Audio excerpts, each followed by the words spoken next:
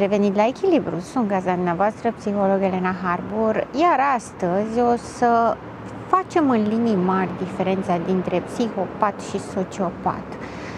Mult în ultima vreme se face această confuzie, se aud peste tot, chiar și tineri între ei se acuză: ești psihopat sau ești sociopat sau ești antisocial.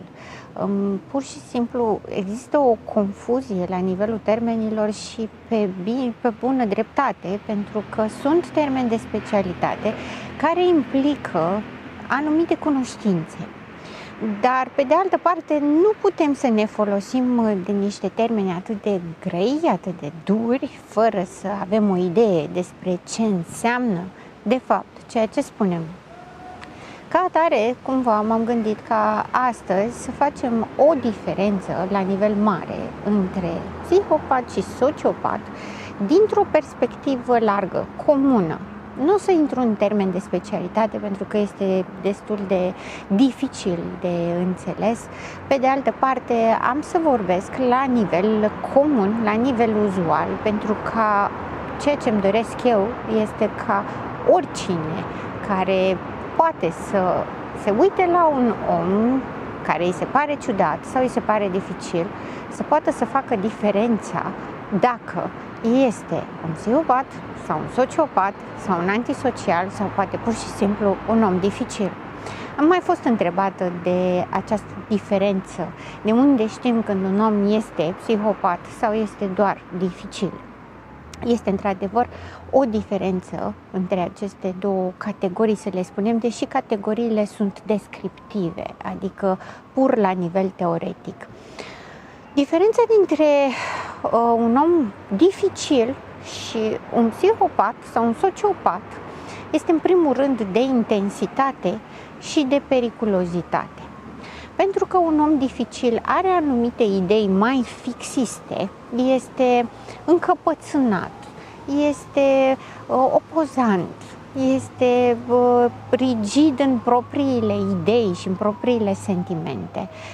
Îi plac jocurile, îi place să atâțe, să întărâte, îi place să enerveze, nu se lasă până nu enervează pe celălalt, dar este doar dificil pentru că intensitatea în sine suferă modificări, adică dacă vede că celălalt ajunge la un prag limită în care nu mai poate și s-a săturat, renunță, cel puțin pentru o perioadă, ca ulterior să înceapă din nou, dar renunță, pentru că acolo există empatie. Există o doză mică de înțelegere a sentimentelor celuilalt. Diferența dintre un om dificil și un psihopat este în primul rând de empatie. Aș vrea să explic ce înseamnă această empatie, pentru că internetul este plin, auzim peste tot, psihopatia, sociopatia sunt caracterizate de lipsa de empatie. Dar nimeni nu spune ce înseamnă această lipsă de empatie la modul uzual comun. Sunt foarte multe situații în care partenerii, fie bărbați, fie femei, constată că celălalt din cuplu, celălalt partener din cuplu, nu are reacție în situații în care ar trebui să aibă reacție. Dar nu-și pune întrebarea de ce, sau spune că este răutăcios. Ei bine, lipsa de empatie înseamnă că nu există în interior capacitatea de a înțelege emoțiile celuilalt. O persoană care nu are empatie nici nu are cum să-și o planteze. Atunci când nu există empatie, ea nu există în niciun context din viața sa. Nu există nici în relația de cuplu, nu există nici în relația cu copiii, nici în relația profesională, nici cu prietenii. Astfel de persoane le identificăm foarte ușor, de exemplu, prin faptul că fac glume pe seama celorlalți prin a-i umili și a-i denigra. Deseori au această aliură răutăcioasă și glumele lor sunt întotdeauna să rănească pe celălalt. Oamenii se simt făstăciți, se simt frustrați, iar psihopatul, cel care a făcut această glumă ca să denigreze, ca să umilească, se simte satisfăcut, se simte mulțumit, se simte superior celorlalți că a putut să le închidă gura și va folosi frecvent expresia l-am pus la locul lui. Psihopatia are această lipsă de empatie. Această lipsă de empatie, pe lângă faptul că are o dorință și o plăcere din a face rău celorlalți, absolut gratuit, pur și simplu, la întâlniri amicale face aceste glume denigrante și umilitoare despre care vorbeam. Dar face mai mult decât atât. În relația de cuplu ține neapărat să-l subjuge pe celălalt prin diverse metode. Dacă la început este extrem de șarmant și de cuceritor și lasă impresia că totul este perfect și este absolut relația ideală, care nu ai cum să o mai găsești cu altcineva, încă de la primele zile, săptămâni sau luni începe și arată arama. Adică începe și comentează, critică. Nu este bine cu ce te-ai îmbrăcat, habar n-ai ce spui, nu mă contrazice, eu am dreptate, tu nu știi ce spui, te-ai comportat într-un mod nefiresc, nu mi-ai luat apărarea, nu ai tăcut din gură, în fața celorlalți ai râs și te-ai dat disponibil sau disponibilă, ceea ce este un atac la persoana mea. În relația de cuplu, această zonă de empatie exact așa se vede, pentru că nu are niciun fel de interes pentru ceea ce simte celălalt și totul se reduce la propria persoană. Totul este vorba de propria percepție, propria dinamică asupra totul, iar totul, și relația de cuplu și relațiile sociale, se învârt în jurul său. Totul este despre cum este văzut în societate. Empatia, de asemenea, sau mai bine zis, lipsa ei de empatie, se vede și prin faptul că nu mângâie, nu consolează, de asemenea prin faptul că nu tolerează, nu are răbdare, este impulsiv, este demanding, se consideră îndreptățit să ceară și să impună, se simte îndreptățit ca regulile să fie toate impuse de sine. Și toți ceilalți trebuie să se alinieze. Dacă persoana, partener de cuplu, fie bărbat, fie femeie, trăiește o stare proastă, îi spune că trebuie să scoată din minte chestia asta sau, dacă suferă sau se simte tristă sau este îndurerată, înseamnă că este slabă și este fraieră. Ca atare, tot ceea ce promovează este exact această lipsă de sentimente. Nu trebuie să simți, nu trebuie să te lași copleșit de emoții, nu trebuie să te impresioneze ceilalți până la urmă, pentru că asta, în ochii psihopatului, este o mare slăbiciune și o mare vulnerabilitate. Lipsa aceasta de empatie se vede la început în gesturi mici. E adevărat, literatura de specialitate și nu numai, tot ce găsiți pe internet, vor asocia deseori psihopatul cu criminalul. Este perfect adevărat, pentru că, în general, criminalul, care este același cu psihopatul, nu poate avea un respect față de ființa umană, față de viața umană, nu o înțelege și ca atare nu are niciun fel de emoții, de remușcări sau de vinovăție dacă produce rău. Dimpotrivă, îi face plăcere. De asemenea, conform lipsei de empatie, impulsivitatea este foarte mare. Singurele sentimente pe care le trăiește sunt de furie și ură. Ca atare, dacă cineva îi subminează autoritatea sau imaginea în societate, devine agresiv, foarte agresiv. Această agresivitate este atât de mare că nu poate să-și o controleze, poate să-și pună o mască și să pară că nu-l interesează, însă va calcula în minte următorul moment de vulnerabilitate când poate să-și execute victima. Victimă pentru el este absolut oricine care nu este cum vrea el, pentru că el este îndreptățit, iar ceilalți nu există în mod practic pentru el. Așa se vede partea de lipsă de empatie. în relațiile sociale încearcă să mascheze această lipsă de empatie și are o alură rece, distantă, poate să zicem doctă, a toate știutor. De cele mai multe ori este văzut ca o persoană foarte bine în societate pentru că este extrem de șarmant. Neavând partea de empatie, ceea ce îi place să facă este să cucerească, pentru că are nevoie de public care să-l susțină, să-i susțină măreția și să-i susțină puterea. Ca atare va cuceri pe toată lumea și ca atare, din lipsa de empatie, totul se derulează în minte, totul este un joc al minții, alimentat în permanență de ura și furia despre care vorbeam mai devreme. Este absolut incapabil de sentimente de atașament, de iubire, de stabilitate. Impulsivitatea pe care o are și despre care vorbeam mai devreme, îl pune în postura în care să facă acte necugetate. Are reacții bruște, are reacții prompte, nu se poate abține de la ele și, de asemenea, nu se poate opri din ele. Este extrem de greu să se oprească sau să-și gestioneze emoțiile. Ca atare, întotdeauna celălalt este vinovat și nu el. El, vorbim la modul descriptiv din nou, pentru că poate să fie atât bărbat cât și femeie. Se manifestă oarecum la fel, deși femeile psihopați sunt un pic mai mascate, un pic mai cosmetizate. Ele nu sunt atât de evidente în această lipsă de empatie, ci pur și simplu sunt acele femei reci, distante și extrem de dure, care taie în carne vie fără să aibă niciun fel de regrete sau remușcări. Elementul esențial care vine din această lipsă de empatie este această lipsă de iertare până la urmă.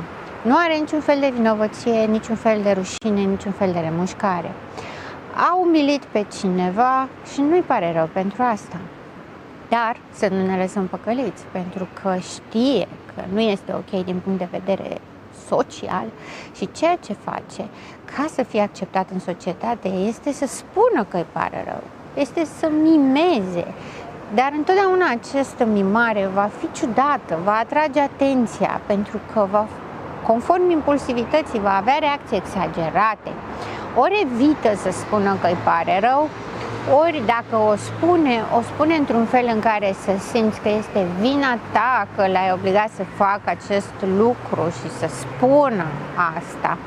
De asemenea, dacă situația impune ca el să piardă ceva din această reacție impulsivă pe care a avut-o, poate să aibă o reacție dramatică, să plângă, să plângă cu lacrimi de crocodil, să facă acte dramatice de a impresiona pe ceilalți cu cât mai mare public, ca toată lumea să vadă că are remușcări și că îi pare rău, însă în momentul în care este absolut convins că a primit această iertare, această consolare, imediat își va schimba fața și va reveni la acel om dur și rece de dinainte și de asemenea va demonstra că nu a înțeles nimic, că nu își corectează comportamentul, că de fapt nu a avut nicio părere de rău, nicio remușcare, nicio vinovăție și mai ales nicio rușine, prin faptul că destul de repede va face din nou același lucru.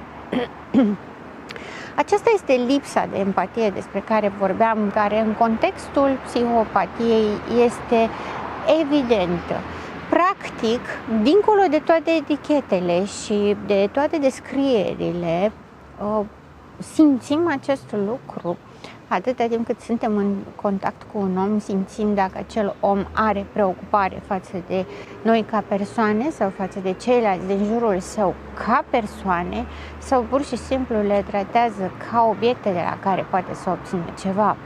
Pentru că psihopatul este extrem de cuceritor, pentru că știe foarte bine să-și miroase interesul și ca atare va avea întotdeauna față de persoanele de la care are ceva de câștigat va avea o foarte mare preocupare, o foarte mare atenție, va fi foarte ofertant în timp, în atenție, în grijă, va mima toate lucrurile care știe că se așteaptă de la el, doar ca să primească ceva, să câștige ceva și nu orice, ci ceva anume. De asemenea, să nu ne lăsăm păcăliți, pentru că la psihopat niciodată nu este destul. Indiferent cât de mult ar avea, tot va vrea mai mult. Ca atare, mai multe femei, mai multe relații, mai mulți parteneri de afaceri, mai multe persoane, toți care să-l valorizeze, care de care mai mult, care să-i ofere care de care mai mult. Nimeni nu câștigă decât psihopatul, pentru că ăsta este scopul lui. M-a mai întrebat cineva odată dacă psihopatul este conștient de faptul că este psihopat. Este o semi-conștientizare. Psihopatul știe că e ceva în neregulă cu sine, știe că nu este ca ceilalți oameni, îi urăște pe ceilalți oameni pentru capacitatea lor de empatie, pentru căldura lor emoțională, pentru toleranța și răbdarea pe care o au. Îi urăște efectiv pentru acest lucru, pentru că știe că nu le are. Pe de altă parte, ceea ce face se consideră îndreptățit să le facă. Ca atare, este un fel de semi-conștientizare. Știe că este în neregulă, știe că face rău, dar nu consideră că face rău. Se consideră îndreptățit să procedeze așa, pentru că ceea ce simte în interiorul său, acea ură, acea furie, ele trebuie să se descarce. Și cum să se descarce mai bine decât prin a-i umili pe ceilalți, prin a le face rău, prin a-i face pe ei să fie mai mici decât el. Știe că este incapabil de emoții constructive, știe că este incapabil de relații pe termen lung și totuși și le dorește și exact cu acest lucru marșează și păcălește cele mai multe victime. Cu asta începe. Noi doi, pentru totdeauna, îți dai seama, suntem extraordinari, suntem cei mai grozavi, nimeni nu mai e ca noi și tu niciodată nu o să mai ai ce ai cu mine. Numai eu te pot iubi așa. Sunt cuvintele care se aud cel mai pregnant și din care cu siguranță știm că acolo este vorba despre o psihopatie. Nu toți ajung să fie criminali. Psihopatul ucide în momentele de furie, atunci când își pierde total controlul asupra sine și nu se mai poate abține. Cum spuneam, toți criminalii sunt psihopați, însă nu toți psihopații sunt criminali. Psihopatul ucide atunci când ajunge într-o stare cruntă de furie în care trebuie să descarte. Cele mai multe crime pasionale aparțin psihopaților. Mai este și psihopatul care este criminal în serie și el este acela rece care identifică și este foarte meticulos și își programează crimele de dinainte. Astfel, în funcție de gradul de lipsă de empatie care există, putem să identificăm un criminal sau putem să identificăm o persoană care pur și simplu nu se adaptează. De cele mai multe ori, psihopatul este extrem de inserat în societate, nu poți să-ți dai seama, dar senzația pe care o trăiești este de fiori pe șirea spinării. Simți că este ceva în neregulă acolo, doar că nu știi ce. Dincolo de toate etichetele, cum spuneam și mai devreme, ceea ce trebuie să știm este că față de psihopatie trebuie să avem rezerve și trebuie să ne detașăm în cel mai frumos și rapid mod posibil, pentru că neavând empatie, lucrurile nu or să ducă niciodată către un drum bun. Orice persoană care este rece și nu-i pasă de sentimentele altora nu poate să construiască ceva care să fie satisfăcător pentru ambii parteneri sau pentru relațiile sociale și de profesie. Ca atare, putem identifica dacă există empatie. Dacă există empatie, avem șanse să corectăm ceva. Dacă nu există empatie, nu putem corecta nimic, pentru că acești oameni consideră că nu este nimic în neregulă cu ei. Ca atare, ceea ce trebuie să facem este să ne retragem și să căutăm alți oameni potriviți nouă. Promit că voi reveni și într-o ediție următoare cu partea a doua, sociopatia. Dar până atunci, rămâneți în echilibru.